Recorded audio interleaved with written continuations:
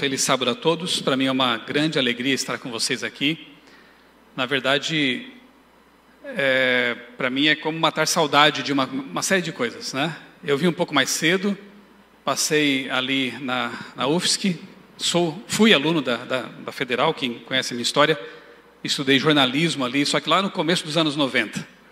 Faz tempo já e jovens acreditem, o tempo passa rápido. Com certeza, se essa igreja aqui existisse na época, eu seria membro dela. Mas não tínhamos, né, igreja universitária naquele tempo, e eu fui membro, então, da Igreja Central de Florianópolis, onde eu conheci esse jovem solícito que me traz água agora aqui, só que ele era, como a gente fala aqui, um piá, né? Foi meu aluno no ensino fundamental, acredita? Luiz. E foi quem me convidou para estar aqui nessa manhã. Obrigado, Luiz, pelo convite, né? E quando a gente vê aquela criança com esse tamanho todo, a gente vê que realmente a vida é curta, passa rápido e temos que aproveitar bem todos os momentos, né? Minha esposa, meus filhos, os 3 filhos, estão na casa dos meus sogros em Palhoça, são já de idade, né? Então estão ali se preservando e ficaram lá, vão fazer o culto lá e assistir lá também, porque graças à tecnologia hoje podemos expandir a mensagem pregada em alguns pontos, podendo alcançar o mundo, né? E isso é uma das bênçãos em um mundo tão complicado, tão ruim, né? Lá na Central eu conheci a minha esposa em 94, nos casamos em 96 e trabalhei também na Escola Adventista, como já disse, na Rádio Novo Tempo, quando estava começando aqui em Florianópolis ainda, fui um dos pioneiros, junto com a Milton Menezes, Felipe Lemos, né? Aquela turminha ali que começou o trabalho aqui Então ficava na cabeceira da ponte, na antiga Adra, não sei se alguém lembra, né, dessa época aí. Então, repito, é muito gostoso para mim estar aqui. Como eu disse, eu cheguei mais cedo, dei uma circulada ali pela UFSC, pelo campus, as cancelas fechadas, muito estranho isso, né? Aí eu encontrei uma aberta, entrei, não sei se eu podia, mas eu entrei ali, dei uma volta, capim crescendo por todo lado, parece uma cena de fim de mundo, né? E parei, gravei um vídeo, vou postar em meu canal depois, fiz uma reflexão ali e depois vim para cá. Muitas memórias vêm, né? Muitas recordações. Eu era recém-convertido, eu fui batizado, sou natural de Criciúma, fui batizado no ano de 91, fim do ano, dezembro, e aí em março, fevereiro, não lembro agora, eu mudei para cá.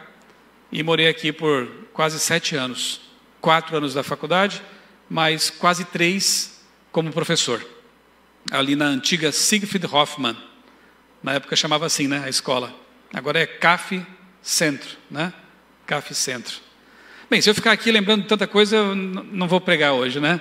São muitas recordações, muito boas recordações, saudade, né, de um tempo que já foi, né? Então, repito, jovens, aproveitem o tempo, aproveitem, né, para especialmente estreitar sua relação com Jesus, usar seus talentos, esse momento especial da vida para Jesus. Eu louvo a Deus porque eu era recém-convertido e graças a isso eu consegui sobreviver às ideologias, às pressões, às tentações da vida universitária. Eu cheguei aqui com o meu primeiro amor, né, vibrando como recém-convertido. Dei estudos bíblicos para colegas, entreguei grande conflito para todos os professores, fiz um TCC sobre a história da Igreja Adventista no Brasil, e eu lembro na época que os professores conheciam mais a nossa história da igreja do que os adventistas na época, né? Eu ficava feliz e triste ao mesmo tempo. Gastei sola indo para Gaspar Alto, para Jaraguá do Sul, Brusque, Blumenau, para pesquisar. Naquele tempo não tinha os recursos de hoje, né? Então a gente, como se diz em jornalismo, tinha que gastar sola mesmo para fazer entrevistas, reportagem e tudo mais. Foi muito bom, foi uma alegria. E relancei agora, este ano, o livro A Chegada do Adventismo ao Brasil, que inicialmente foi o meu TCC de jornalismo. E louvado seja Deus, foi nota máxima. Eu digo isso para louvar a Deus mesmo, porque no curso de jornalismo, naquele ano de 95, a história da Igreja Adventista no Brasil, ela foi enaltecida, foi conhecida. Então, por que não pensar num TCC, né, desde já, que possa louvar o nome de Deus? Estava aqui uma engenheira química cantando, né? Não sei se dá para fazer alguma coisa nesse sentido em engenharia química, né? Mas por que não? Né?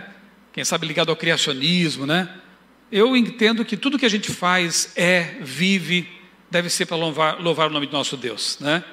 E depois de formado, eu coloquei minha vida nas mãos de Deus de novo e falei: Senhor, agora eu estou pronto, não sei para quê, mas eu estou aqui com meu diploma nas mãos e eu quero te servir. 2 anos e meio na escola adventista, veio um chamado para a CPB, Casa Publicadora Brasileira. Eu era jovenzinho, tinha 20 e poucos anos, recém-casado, experiência profissional nenhuma, e Deus falou assim: você vai para lá porque eu quero. Não tinha QI, né, como se diz, QI indica, né? Não conhecia ninguém na obra. Por isso que eu digo, muitos jovens vêm e me perguntam às vezes: pastor Michelson, qual o segredo para trabalhar na obra adventista? Eu digo: olha, ora a Deus, entrega a sua vida para Deus e mande o currículo. E no meu caso eu escrevi um monte de artigos também. Sempre escrevi um artigo, enviava para o meu então chefe, falecido pastor Rubens Lessa, e ele conheceu o meu trabalho assim, e no dia que precisava de alguém, tinha lá meu currículo, conhecia o meu trabalho, e tinha as minhas orações que foram atendidas.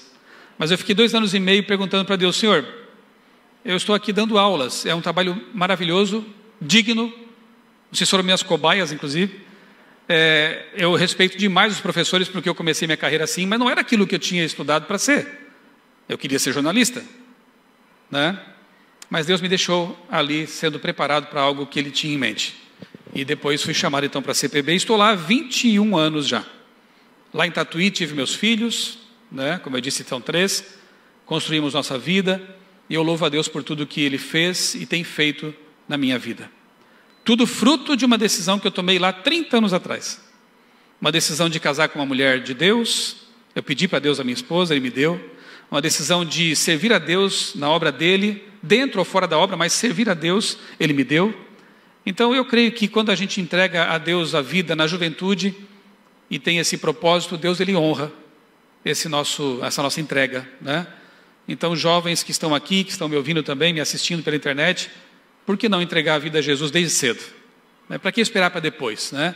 Coloque seus talentos, sua vida, suas capacidades, tudo nas mãos de Deus, e lá na frente, como acontece comigo hoje, olhando para trás, você vai louvá-lo por tudo que Ele fez, pela direção que Ele ajudou você a tomar na vida, tá bom? Acho que é isso, como introdução.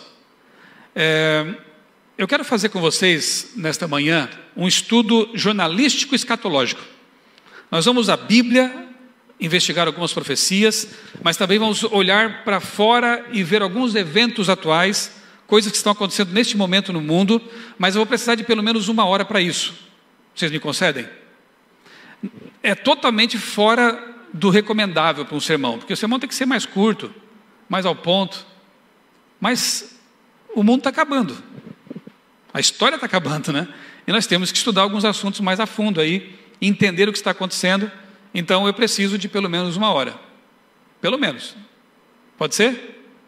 Aí depois encurta a escola sabatina, não sei, mas hoje é sábado também, né? Pode almoçar um pouquinho mais tarde, né? Tá tranquilo, né? Tá bom, vocês me autorizaram, então vamos lá. Eu vou contar com o controle humano hoje, que o controle da igreja parece que hoje deu algum problema. Hoje, né? Falhou, mas o Carlos, né? Ele vai ser o meu controle. Eu vou fingir que estou apertando algo aqui, ele vai entender que é para ele passar. Pode ir, vai lá. E eu quero convidar vocês a abrir a Bíblia então em Apocalipse 17. Apocalipse 17. Último sábado de 2020. Um ano para ser esquecido. Não fosse o fato de que é um ano que nos lembra de que estamos mais perto da volta de Jesus.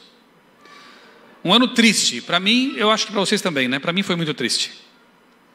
Eu perdi meu pai faz 2 meses. Eu vi agora aqui na oração alguém orando, né, por um pai que faleceu hoje de Covid. Vocês perderam também o querido papai, né? Você perdeu o papai, você perdeu o seu sogro. No mesmo dia que meu pai faleceu, o sogro do Luiz faleceu também, 25 de outubro. Anotei aqui nessa Bíblia, está aqui, ó, a data. Eu tenho umas 30 Bíblias em casa. Eu gosto de colecionar Bíblias. Bíblias de estudo, Bíblias em outras línguas. Mas essa aqui se tornou uma Bíblia especial para mim, porque ela tem minhas lágrimas aqui nas páginas. Foi com ela que eu entrei na UTI para ver meu pai. Já estava entubado. Colocaram um saco plástico nela para não contaminar, né? Eu fui com uma roupa toda, parecia coisa de filme, né? E entrei lá, ungi meu pai, orei com meu pai, conversei. Ele estava inconsciente, mas eu pedi a Deus que a minha voz, as minhas palavras chegassem até a mente dele. Eu enviei mais de 30 áudios para o meu pai, com orações e com apelos. Meu pai não era adventista. Mas Deus nos deu evidências de que ele aceitou Jesus antes de morrer. Pouco antes de ele entrar em coma, ele falou o nome de Deus 3 vezes para minha irmã, ele falou sobre Deus, e eu creio que ele teve um encontro, ele viu Jesus de alguma forma. E por isso eu tenho certeza que eu vou encontrá-lo na ressurreição. O sermão mais difícil da minha vida foi pregado há 2 meses, lá em Criciúma. O sermão fúnebre do meu pai. Tive que orar muito a Deus, passei a madrugada orando para que Deus me desse forças, porque eu tinha uma oportunidade de pregar para os parentes, para os amigos do meu pai, sobre a volta de Jesus, sobre a ressurreição dos mortos. Todos aqui eu acho que conhecem alguém que perdeu alguém, ou você mesmo deve ter perdido alguém para essa doença maldita, né? Para a Covid. Meu pai era saudável. Meu pai jogou no Figueirense quando era jovem, aqui em Florianópolis. E tinha 73 anos e jogou até antes de começar a pandemia, porque os campos fecharam e não podia mais jogar. Super saudável, não tomava um remédio. E aconteceu isso. A vida é frágil, a vida é efêmera, né? É passageira. E tudo o que nos resta realmente é estar preparados para a vida eterna. A lição dessa semana trouxe ali um pensamento de Blaise Pascal, né? Um grande filósofo francês, matemático, inventor do computador. Atribui-se a ele. Dizendo que Blaise Pascal ficava espantado de conversar com pessoas que não se preocupavam com a vida eterna, porque já que a vida eterna é eterna, e essa aqui é tão pequena e curta, né? As pessoas pensam mais nessa e esquecem da outra, que vai ser eterna. Não daria para falar que é muito maior, eterna. Então que este ano triste que está findando nos faça lembrar mais uma vez que o que mais importa é a vida eterna. E que sabedoria é nos prepararmos para essa que será eterna. Meu pai vai estar de volta ali, o seu pai vai estar de volta ali. E outros aqui que morreram em Cristo estarão de volta. O jazigo onde coloquei o corpo do meu pai, eu confesso a vocês que eu queria batizar meu pai, era o meu sonho. Os sonhos da gente nem sempre se concretizam desse jeito. Mas quando eu estava ali colocando o túmulo, o caixão do meu pai no jazigo, eu fui o último a empurrar. Eu pensei assim, mas peraí, o batismo nas águas, ele simboliza a morte. Só que não dá para enterrar alguém de verdade para trazer da terra, né, como nova criatura. Então a água, ela simboliza esse sepultamento, numa substância que é mais fácil de você trazer de volta. Água, limpa, purifica. E a pessoa então nasce para a nova vida. Quando eu empurrei o caixão do meu pai lá naquele jazigo, eu pensei, ele vai despertar daí. E eu fui o último a empurrá-lo aí para dentro. E ele vai voltar para a vida, agora a vida eterna. Então eu batizei meu pai. Só que eu batizei ele de um jeito diferente. Numa gaveta mortuária. Na mesma capela mortuária, lá em Criciúma, estão os restos mortais do meu irmão mais novo. Eu tive um irmão que morreu com 4 meses de idade. Foi o primeiro dos meus pais. Marcelo, o nome dele. Os restos mortais dele estão lá, bebezinho. E do lado do caixão do meu pai estão os restos da minha avó, que tiveram que ser exumados, né, colocados numa sacola ali, para que coubesse o caixão do meu pai. E eu não sabia, fiquei sabendo com os parentes, de que a última cena que a minha avó viu, antes de falecer, foi o meu pai entrando no quarto dela, e então ela descansou. Minha avó era uma devota católica, uma mulher de Deus.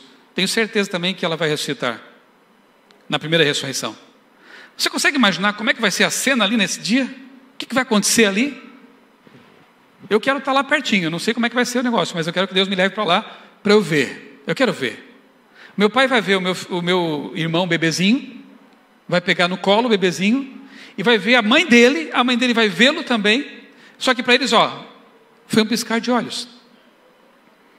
E vai ser o local, hoje é triste aquele local, é muito triste, mas vai ser o local mais feliz para mim, em todo o universo. E eu aguardo para breve esse momento. Os 3 se levantando para subir para o céu com Jesus, com a gente também. Fique firme.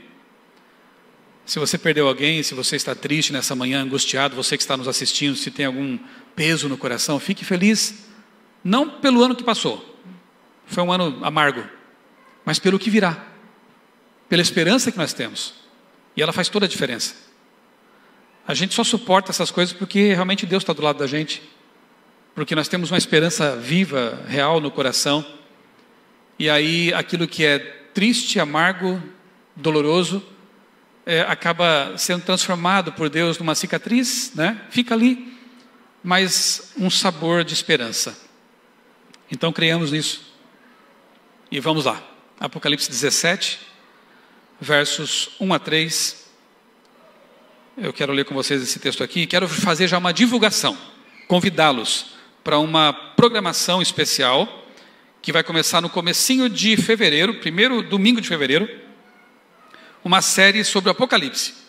Eu estou preparando um material, 8 temas, todos os domingos. Não sei se estou fazendo concorrência com a igreja aqui, mas você pode assistir depois da gravação. 8 domingos, lá na igreja do NASP São Paulo, no canal da igreja do NASP São Paulo. Eu vou apresentar então a série As Profecias do Apocalipse, trazendo as profecias para os dias atuais. Eu estou gastando minhas férias, gastando não, isso é investimento, né? Estou dedicando minhas férias para estudar de novo o Apocalipse, lendo vários livros, sintetizando tudo e preparando uma série que será uma série evangelística. Não vai ser um estudo técnico, né? Necessariamente. Eu quero apresentar realmente Jesus no Apocalipse. E eu quero convidar vocês para assistirem. Se não ao vivo, porque pode ser que haja uma competição aqui com a programação local, mas quem sabe depois você pode assistir a gravação no canal do NASP, né? Ou até transmitir aqui. Eu tenho já várias igrejas que estão se ligando a gente ali, né? Para transmitir ao vivo, nas igrejas. Quem sabe, fica a dica, né? 1 a 3, vamos ler? Um dos 7 anjos que tinham as 7 taças veio e falou comigo dizendo: venha, vou lhe mostrar o julgamento da grande prostituta que está sentada sobre as águas. Os reis da terra se prostituíram com ela, e os que habitam na terra se embriagaram com o vinho da sua prostituição. O anjo me transportou no espírito a um deserto, e vi uma mulher montada numa besta escarlate, besta repleta de nomes de blasfêmias, com 7 cabeças e 10 chifres. Se você continuar lendo esse capítulo, nós não temos tempo aqui agora, você vai perceber que essa mulher misteriosa, essa prostituta, claro que é um símbolo que se opõe à mulher virtuosa do capítulo 12, né? Que é a verdadeira igreja de Deus, que guarda os mandamentos de Deus, que tem o dom de profecia. Essa mulher aqui é uma perversão daquele símbolo. Prostituiu-se porque ela abandonou seu marido, Jesus, e abraçou dogmas pagãos, ideias errôneas, ideologias anticristãs. Essa é a mulher prostituída aqui. É dito nesse capítulo que eles vão se unir em um só pensamento. Os que a apoiam, né, as bestas, haverá uma convergência de ideias e de intenções. Esse é o ponto que eu quero destacar nesta manhã aqui com vocês. A grande convergência. Mas pensa, o que será tão poderoso assim, capaz de unir esquerda, direita, alto e baixo, enfim, qualquer ideologia, qualquer pensamento, qualquer ateus e não ateus, todos unidos num propósito, porque é o que a profecia prevê, uma grande convergência. Qual será essa cola, esse elemento? Aguarde, nós vamos analisar isso aqui. Porém, eu quero fazer com vocês aqui uma recapitulação, porque eu creio que seja um tema que vocês já entendem bem, tá? Nós vamos aqui relembrar quais são as principais 3 bestas do Apocalipse. Quem são, o que fazem e como no fim da história o que parecia antagônico converge de uma forma fantástica, tá bom? Tem 3 bandeirinhas lá na tela para você lembrar, né, de quem são essas bestas aí. A primeira delas, eu não vou ler o texto naturalmente, mas você se lembra que Apocalipse 13 tem 2 partes distintas. A primeira parte descreve uma besta que surge no mar, povos, multidões, nações, línguas. Portanto, essa primeira besta, ela aparece no local densamente povoado, Europa. Vamos já dar aqui o nome aos bois, né? E ela então atua, pode passar, na terra. Ela tem muitas semelhanças com a ponta pequena, o chifre pequeno lá de Daniel, capítulos 7 e 8, né? Só para lembrar, a ponta pequena, ou chifre pequeno, blasfema contra Deus. Lá em Apocalipse, a mesma coisa. A besta do mar blasfema contra Deus. O chifre pequeno persegue o povo de Deus. Ele é pequeno no começo, depois fica poderoso, lembram? A gente dá o apelido de pequeno, mas esquece que ele se tornou grande. Esse chifre persegue o povo de Deus, a besta do mar também persegue o povo de Deus. Ele vence o povo de Deus, a besta do mar também vence, por um tempo pelo menos. Tem um período de atuação, 1260 anos. Curiosamente, a besta do Apocalipse também, 42 meses, 1260 dias. Em profecia, ano. Eu sei que eu falo de forma disparada, especialmente quando eu estou ansioso, porque o assunto é grande, né? Mas aqui eu sei que os manezinhos também falam rápido. Então todo mundo vai me entender. Se eu entendo meu sogro falando, se eu entendia o pai do meu sogro, pescador da Barra do Aririu, falando, vocês vão me entender facilmente, tá bom? Mudou os tempos e a lei. A besta do mar também tem uma marca que na verdade é a mudança da lei de Deus. O âmago dela é a mudança do sábado para o domingo. Você sabe tudo isso, não sabe? Então só estou recordando, vamos lá. O tempo de atuação dessa besta, que é o mesmo lá de Daniel 7, 8, da ponta pequena, do chifre pequeno, é de 1260 anos, lembram? Que começam em 538, quando Justiniano, imperador romano, permitiu a igreja oficial da época, a igreja romana, perseguir, matar, prender. Foi o terrível período que abarca principalmente a Idade Média. Você conhece essa história também. Somando 1260 a 538, chegamos a 1798. O que acontece ali? Impressionante. A ferida mortal sobre a besta de Apocalipse 13, a do mar. Como aconteceu essa ferida? Berthier, um general... Pode deixar. Eu fiz assim, né? Ele está atento. Berthier, um general napoleônico, né, de Napoleão, ele prende o Papa Pio VI. E a impressão é que o papado tinha acabado ali. Os bispos se tornam reclusos, o Papa morre na prisão, mas a profecia avança e diz que a ferida, ela seria curada. E toda a terra se maravilharia seguindo a besta. Esse processo está em andamento, ok? Em 1929, há um start ali, né? Quando as terras do Vaticano são devolvidas, quando o Papa volta, né, à sua influência pública, mas o processo continua, ainda não se tornou totalmente efetivo, né, com a cura e o maravilhamento geral da humanidade. Isso aí é história, você conhece, né? Ellen White, no livro Grande Conflito, ela só confirma o que nós já sabemos pela Bíblia. Mas é bom dizer isso, porque tem pessoas por aí que às vezes surgem com umas ideias mirabolantes, querendo reinventar a roda, com ideias futuristas, preteristas, e esquecem que a igreja adventista adota uma visão historicista em relação às profecias. E que é a visão coerente com a Bíblia. Pega Daniel e se analisa. Daniel 2, 7, 8, 9, 10, 11, 12. Sempre começa no tempo do profeta, avança ao longo da história e culmina com a volta de Jesus. Esse é o padrão. Em Apocalipse não é diferente. As 7 cartas, os 7 selos, as 7 trombetas. Tempo do profeta, avançando pela história. Às vezes começa até um pouco antes do profeta, enfim, mas começa no passado, perpassa a história e vai até a volta de Jesus, o futuro. Esse é o padrão interpretativo correto das profecias, historicista. E é interessante que Ellen White, que obviamente adotava esse método, né? Ela diz que os 1260 anos de supremacia papal começaram em 538 de nossa era e terminariam, portanto, em 1798. Nessa ocasião, o exército francês entrou em Roma e tomou prisioneiro o Papa, que morreu no exílio. Posto que logo depois fosse eleito o novo Papa, a hierarquia papal nunca pôde, desde então, exercer poder que antes possuía. Ou seja, ela diz, começa aqui e termina aqui. Eu não posso agora, a meu bel prazer, dizer que tem uma outra interpretação para o futuro. Uma segunda interpretação. Eu estou viajando totalmente na maionese profética. Eu não posso afirmar isso. Biblicamente, e Ellen White vem e confirma isso, inspirada por Deus, esse período de 1260 anos tem cumprimento na história. Idade Média. Daquele ano àquele ano e acabou. Não tem um segundo cumprimento. Pior, literal. Como se houvesse aí 3 anos e meios literais, né? De uma perseguição ou de um... Enfim, isso não tem sentido, né? Se você é um adventista do sétimo dia e crê na inspiração profética de Ellen White, e óbvio, na Bíblia também, temos que aceitar esse tipo de interpretação, que é o mais coerente realmente com o todo da obra na Bíblia, né? Esses paralelismos nos dão segurança de que a interpretação é correta, porque as profecias todas elas funcionam em paralelo, repetição e ampliação, repetição e ampliação. Deus é didático, né? Então uma profecia não pode ser interpretada diferentemente das demais, que são claramente historicistas, ok? Bem, continuando a leitura de Apocalipse 13, nós encontramos nos versos 11 a 18 a segunda besta.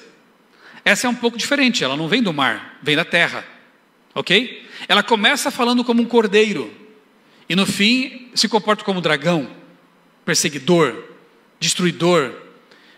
Identifica-se com Jesus de início, cordeiro, mas depois é mais parecida com Satanás, o dragão, em sua conduta. Terra é oposição a mar, portanto é um local despovoado.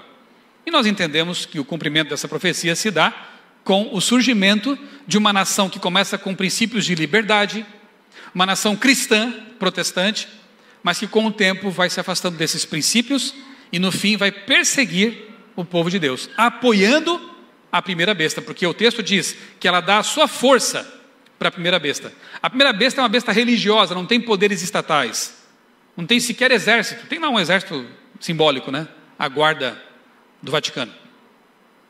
Mas a segunda besta não, ela tem poder estatal, é uma besta estatal, uma besta política, ela tem exército, tem influência cultural, militar, e vai entregar à primeira besta o seu poder, vai apoiar a primeira besta. Isso é uma coisa que vai acontecer, creio, no futuro próximo, né? O alinhamento vem sendo construído, costurando aí certas ideias e alianças, e nós vamos perceber isso daqui a pouquinho. Pode avançar. 4 coisas sobre a besta da terra, ok? Besta, você sabe que simboliza um poder, né? Nunca uma pessoa especificamente. São poderes, né? Por isso que é um erro dizer que o Papa é a besta, ou então classificar aquelas cabeças de Apocalipse 17 como sendo papas, né? Não tem nada a ver. É o poder. Sai papa, muda papa, sai presidente, muda presidente, mas o poder permanece. Esse é identificado como sendo a besta. Como foi Babilônia, Medo-Pérsia, Grécia, Roma. A besta da terra é um poder político importante. Segundo, a besta da terra tem autoridade global. Terceiro, a besta da terra é um poder do tempo do fim. Outro ponto importante. Enquanto a besta do mar vem lá de trás, a besta da terra é um poder do tempo do fim. Já vou dizer por quê. 4, a besta da terra é um poder cristão. Detalhando o ponto 3, em Apocalipse 16, a primeira das 7 últimas pragas é dirigida aos portadores da marca da besta e adoradores de sua imagem. A besta da terra é que impõe essa marca religiosa. Ok? Detalhando o ponto 4, a palavra cordeiro aparece 31 vezes em Apocalipse, 30 delas aplicadas a Jesus, e uma só, a besta que quer imitá-lo. Se essa besta quer imitar Jesus, ela tem cara de algo religioso, porém vai ser um poder persecutório. Ok? Até aqui? Só estou recordando coisas que você já sabe. Vamos lá.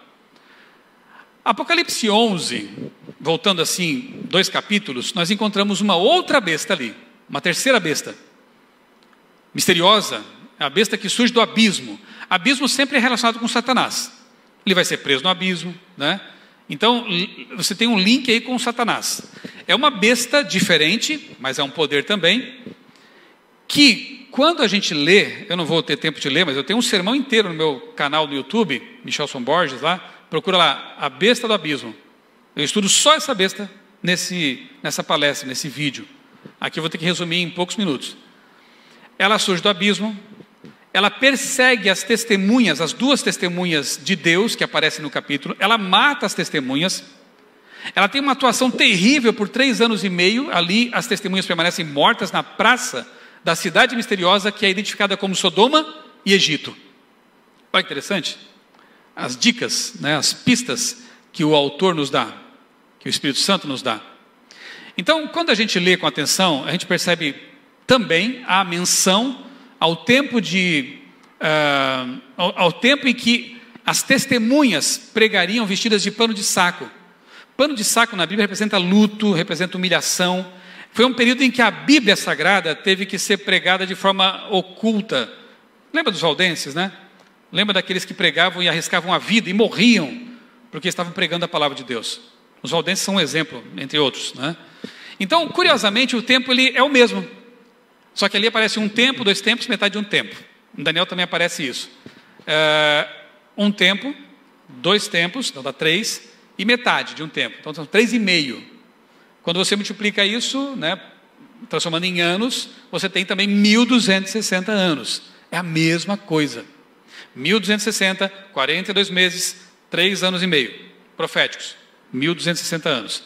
Durante esse período, que não é coincidência, né, em que a igreja oficial perseguiu, matou, fez o que quis, porque tinha autoridade estatal, a palavra de Deus foi pregada como que vestida de pano de saco. As testemunhas, mas que testemunhas são essas? A própria Ellen White as identifica, eu não vou ler o texto ali também, vamos ganhar tempo, mas Ellen White diz que as duas testemunhas que aparecem em Apocalipse 11 são o Antigo e o Novo Testamentos. Então, resumindo, é a palavra de Deus. Quando foi que uma nação usou o seu poder estatal para perseguir a Bíblia? Para decretar em assembleia que a religião estava banida, e que as Bíblias tinham que ser queimadas, e que os padres e os religiosos tinham que ser depostos, que tomou uma catedral e lá profanou essa catedral, entronizando uma prostituta como deusa da razão. Quando foi isso? Revolução Francesa. O cumprimento é perfeito, né? Pode passar. Por que são mencionadas as cidades? Por que são mencionados, né, Sodoma e Egito? Quando você lê Êxodo 5, verso 2, você vê que no Egito, pela primeira vez na história, um faraó, né, um imperador, ele diz assim: eu não conheço esse Deus, e não vou libertar esse povo, não quero nem saber, não sei quem é esse Deus. Ateísmo declarado, afrontoso. E Sodoma, você sabe, né, representa licenciosidade, profanação, perversão, né? Então, uma cidade identificada simbolicamente com Sodoma e Egito, que já tinham passado.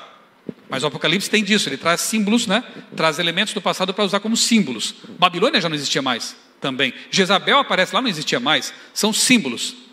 Então, uma cidade que profana os princípios de Deus, ligados ao casamento, por exemplo, né? E uma cidade que se declara abertamente ateia. Quando foi isso na história? França revolucionária. Exatamente, né? Pode passar. Tem uma revista, bom, Ellen White também identifica isso, né? Não vou ler para vocês, mas está lá no Spirit of Prophecy. Ela diz, ó, Revolução Francesa, cumpre Apocalipse 11, né? Enfim, pode passar. Aqui eu acho interessante, é uma citação de uma revista secular chamada Blackwood Magazine. Em 1870, essa revista registrou o seguinte: a França é o único estado que, por decreto da Assembleia Legislativa, declarou não haver Deus, e em cuja capital, Paris, a população inteira dançou e cantou com alegria ao ouvir a declaração. Curiosamente, Apocalipse 11 diz exatamente isso.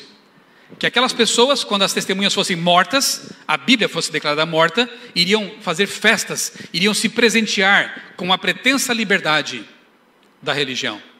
A semana foi modificada para ser um ciclo de 10 dias, não mais 7, porque eles queriam abandonar tudo que fosse realmente ligado à Bíblia. Não deu certo. Pouco tempo depois, as pessoas tiveram que voltar à semana de 7 dias, porque começaram a ficar doentes. Hoje a gente sabe por quê. Pesquise sobre o ciclo circasseptano. Nós somos criados para funcionar em ciclos de 7 dias. Isso é incrível. Quer dizer, não é incrível, né? A gente crê. A gente sabe por quê. Mas enfim, lá na França tentaram mudar a semana. O casamento na França foi considerado naquele período como um contrato transitório. Você casava, se não gostou, por algum motivo, desfaz o contrato e pronto, parte para outra. O casamento foi tratado com banalidade. Ok? Ali está, né, a deusa da razão, uma prostituta entronizada na catedral de Notre Dame. Tiraram os religiosos e colocaram ali a exaltação do ser humano, né? Tem uma igreja românica, estilo românico lá em Paris, o Parthenon, né? Em que eles colocaram ali pessoas importantes da história francesa, né? Exupéry, não tem o corpo, mas está lá uma lápide, né, em homenagem a ele, Victor Hugo e outros mais. Tiraram todos os elementos religiosos, colocaram estátuas humanas. Pessoas, é a exaltação do ser humano e não mais Deus. Está lá, um resquício da Revolução Francesa. Agora vai dizer que os ecos da Revolução ainda não estão ribombando pelo mundo hoje. Deu certo? Eu estava gostando do seu ajuda lá. Obrigado, Carlos. Aí. Os ecos da Revolução existem ainda hoje. Ateísmo, secularismo, profanação do casamento bíblico e por aí vai. Então eu quero que vocês percebam que, na verdade, tudo isso que está ali, aparentemente no passado, chega ao nosso tempo como reflexos daquilo lá. E chega forte, tá? Claro que Satanás prefere a besta do mar. Quando essa besta aí se torna indisponível, ele passa a usar de novo a besta do mar, que é a sua preferida. Mas as 3 bestas são marionetes nas mãos dele, percebe? Ele as usa como quer e com o objetivo que ele tem traçado. Então, embora pareçam ser antagônicas, elas não são. Esse é o ponto. Ele está usando todas essas bestas aí como uma convergência, né? Para uma convergência no fim da história. Você vai perceber isso daqui a pouco quando eu abrir o jogo. Os Deuses da Revolução, um livro muito bom, de Christopher Dawson, é um dos muitos que você pode ler sobre a Revolução Francesa, um livro secular, isso que é interessante, né? Você vê então autores seculares que falam praticamente o que está na Bíblia, né? Às vezes sem saber até. Ele, na página 7, diz o seguinte, ó, que o embaixador dos Estados Unidos na França escreveu em 1792, em plena Revolução Francesa, que tinha vivido para ver uma nova religião surgir. Olha só que interessante. Uma nova religião surgir. Ela consiste na negação de toda a religião. E seus adeptos, revolucionários, têm a superstição de não serem supersticiosos. Eles se achavam não supersticiosos, se achavam não religiosos, mas estavam fundando uma nova religião. A religião do racionalismo, né? Claro que a Revolução Francesa teve coisas positivas, a gente sabe disso, né? Quem estuda história sabe que houve consequências positivas, mas o meu ponto aqui, o meu enfoque aqui é no aspecto teológico, escatológico, religioso. Desse ponto de vista foi um fracasso, foi terrível, né? E o que o autor aqui destaca é isso, olha, os caras não queriam saber de religião, mas acabaram fundando uma nova religião, que interessante. Eles têm com isso tanto zelo quanto qualquer outra seita, e estão igualmente prontos para devastar o mundo, a fim de angariar prosélitos, convertidos, conversos, né? Diz mais, como o cristianismo, o novo culto, era uma religião de salvação humana, a salvação do mundo pelo poder do homem tornado livre pela razão. A cruz foi substituída pela árvore da liberdade, a graça de Deus pela razão do homem, e a redenção, palavrinha mágica, pela revolução. Vai me dizer que hoje não existe isso ainda? Pensamento revolucionário. Pessoas que ignoram, consciente ou inconscientemente, que o que nós precisamos é de redenção, não de revolução. Precisamos de submissão a Deus, fazer a nossa parte com coragem, como os profetas fizeram, mas em resposta à vontade divina, não pela força humana revolucionária. Isso não deu certo, e não é o que Deus espera de sua igreja, de nós, cristãos. Os ecos da Revolução Francesa estão entre nós ainda hoje. Mas, esse livro aqui é muito bom, da CPB, Mervyn Maxwell. Quem editorou esse livro foi um tal de Ruben Sheffield, conhece? Pastor Ruben Sheffield foi um dos editores do livro, da coleção de 2 livros, né? Uma Nova Era segundo as profecias de Daniel e Apocalipse. O autor Mervyn Maxwell. E nesse livro lá dos anos 80, 90, né? Olha o que o autor, pastor Maxwell, escreveu. Outro importante legado da Revolução Francesa foi o comunismo. Karl Marx, ao sistematizar o comunismo, e Lenin e Trotsky, ao prepararem a violenta Revolução Bolchevique em 1917, analisaram cuidadosamente o curso da Revolução Francesa. Durante o processo, eles assimilaram extremamente bem a lição correlata ensinada pelo filósofo francês Jean-Jacques Rousseau. Tratava-se da doutrina de que uma minoria, que sabe o que é melhor para o povo, os iluminados, né, deve impor sua vontade à maioria, para o próprio bem da maioria. Diz o professor Palmer, o movimento comunista jamais haveria tomado a forma que tomou, não fosse a ocorrência prévia da Revolução Francesa. Pronto. Autores seculares e autor adventista reconhecem a mesma coisa. Os ecos da Revolução Francesa permanecem até hoje. E estão sendo usados com um propósito muito claro, que ficará mais claro para vocês. O neo-ateísmo, lá do começo dos anos 2000, com figuras como Richard Dawkins, Sam Harris, Dennett e outros, Hitchens, né? Foi uma tentativa de novo de suplantar a religião. esses chamados 4 cavaleiros aí do neo-ateísmo achavam que iam derrotar a religião. Achavam que, como Rousseau, iriam acabar com o cristianismo. Não deu certo. Tentaram, de novo. Escreveram muitos livros, fizeram muitas palestras, iniciativas. Mas olha o que dizem as pesquisas e os gráficos. O sentimento religioso aumenta no mundo, ao contrário do que eles queriam. Pode não ser uma religião institucionalizada, porque o que tem de desigrejado hoje tem muita gente abandonando igrejas, mas não a fé, não a religião. E nós, como povo de Deus, temos que alcançar essas pessoas também, os desigrejados. Pode haver até mais religião, às vezes, num desigrejado do que num membro institucional, às vezes. Às vezes, ou muitas vezes, infelizmente. Deus tem uma igreja na terra, é óbvio. Mas como alcançar os desigrejados? Não é interessante que os mileritas foram, de certa forma, desigrejados? Porque eles saíram de suas igrejas. Não foi? Quando passou o desapontamento, eles estavam lá como que ovelhas sem pastor. Desigrejados. Mas encontraram numa mensagem o tesouro precioso e voltaram a ser igrejados. Nós temos que mostrar ao mundo que, a despeito das corrupções, das barbaridades que certas igrejas fazem com a palavra de Deus, existe uma mensagem verdadeira, bíblica. E temos que convidar os desigrejados a fazer parte desse povo. Mas não podemos ser como as demais. Tem que ter algo diferente aqui, né? Para que eles percebam a diferença. Estamos sendo essa diferença? Pense nisso. E vamos alcançar essas pessoas também, né?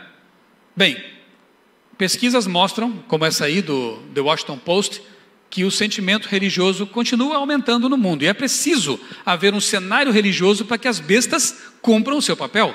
O mundo não poderia ser ateu para que o fim chegasse, né?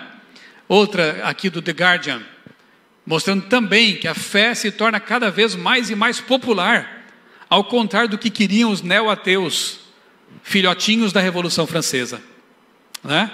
E como querem outros atualmente também, que são filhotinhos da Revolução Francesa. Progressistas, com pensamentos aí que tem mais que ver com revolução do que com cristianismo e redenção. São os filhotinhos da Revolução Francesa. Não conseguem, não vão conseguir. Richard Dawkins chegou a encabeçar campanhas ateístas, como essa aí, né? Pagou para colocar faixas nos ônibus, outdoors, nas ruas. Provavelmente não existe Deus, então não se preocupe e curta a sua vida. Não deu certo.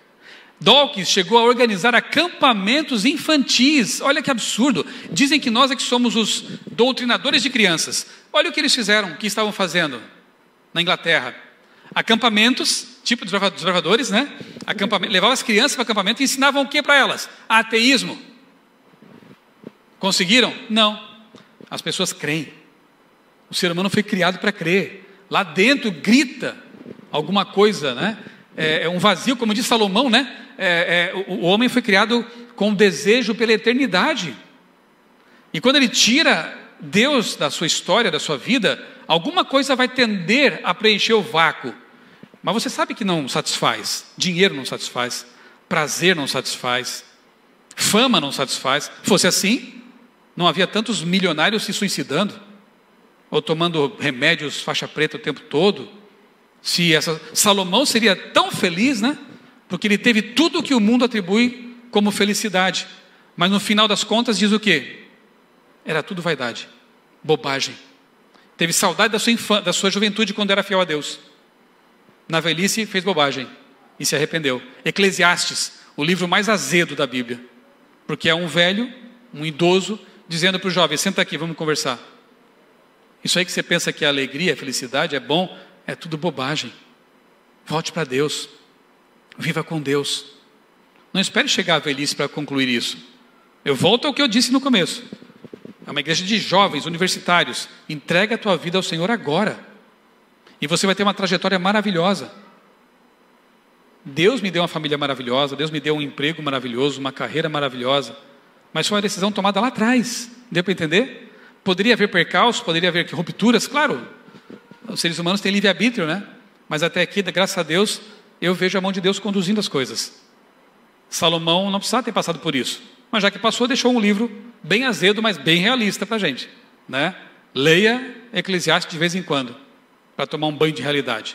Tentaram tomar o mundo de assalto, mas o ateísmo não pegou. Não pegou. Então temos assim, resumindo tudo, e terminando a introdução do sermão. Agora começa o sermão. A besta do mar é uma besta religiosa, ok? Roma papal. A besta da terra é uma besta política, mas que no fim vai também ter uma atuação religiosa pervertida, dracônica, satânica. Estados Unidos. E a besta do abismo, a Revolução Francesa. É uma besta ideológica. Não está mais atuando como Estado nem como religião, mas as ideias continuam reverberando no planeta, com força. Inclusive em centros universitários. Você sabe do que eu estou falando. Então, as três continuam atuando no mundo. As três vão convergir para um propósito único. E então virá o fim. E daqui para frente eu quero mostrar para vocês como que essa convergência está acontecendo. Espero que esse resumão tenha iluminado aí os pensamentos e vocês colocado tudo em perspectiva agora. E daqui a gente pode avançar então com mais clareza. Aí está uma linhazinha do tempo bem facilzinha, né? Só para lembrar. 538, a besta do mar, ela tem liberdade para perseguir, matar, oprimir durante 1260 anos, culminando em 1798 com a ferida mortal.